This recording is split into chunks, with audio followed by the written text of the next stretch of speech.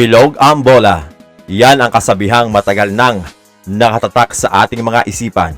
Ngunit sa mundo ng basketball, iisang team lang ang laging kinikilingan ng kapalaran. Tinapos ng Team USA ang France sa score na 98-87 sa kanilang sariling teritoryo upang iuwi ang gintong medalya dito sa Olympics, kung saan eto na ang 5 sunod-sunod na pagkakataong naiuwi nila ito. Pinangunahan sa scoring ni Stephen Curry ang Team USA, kung saan niluto niya dito ang France at gumawa siya ng 24 points, 8 3-pointer, kasama na ang crucial na 3 3-pointer sa 4th quarter na siyang tumuldok sa kapalaran ng France at tuluyan ng pinatulog. Ito rin ang kauna-unahang gintong medalya para dito kay Stephen Curry sa Olympics.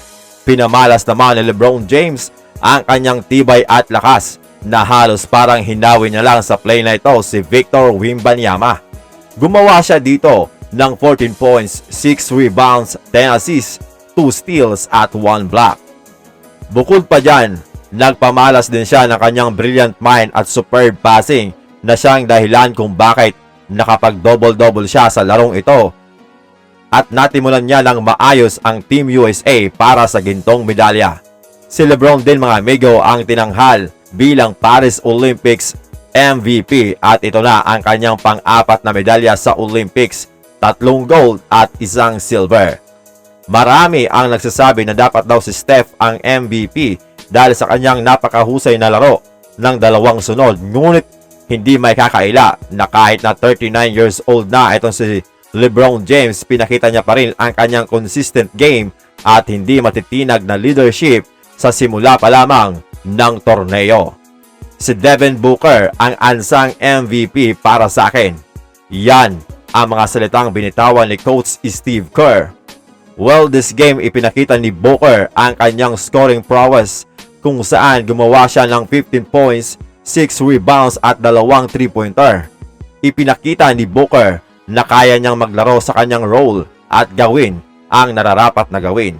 Bukod pa dyan, nagtala din ang kanyang teammate sa Phoenix Suns na si Kevin Durant ng 15 points, 4 rebounds, 4 assists at 3 3-pointer.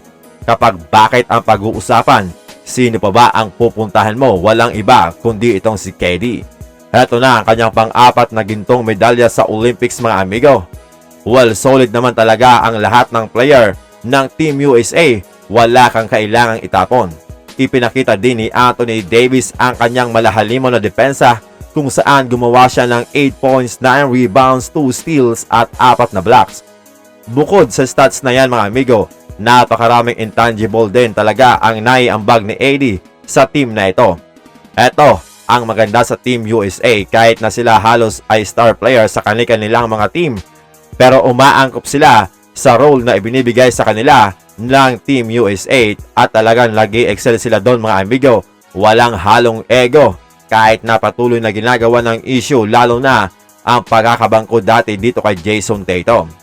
Natupad na ang pangarap ng mga fans na makitang magkasamang maglaro sa iisang team sina Stephen Curry, Kevin Durant at LeBron James, pero marami pa rin ang umaasa at nangarap na sana sa iisang team sa NBA ay makita nila maglaro ang tatlong ito.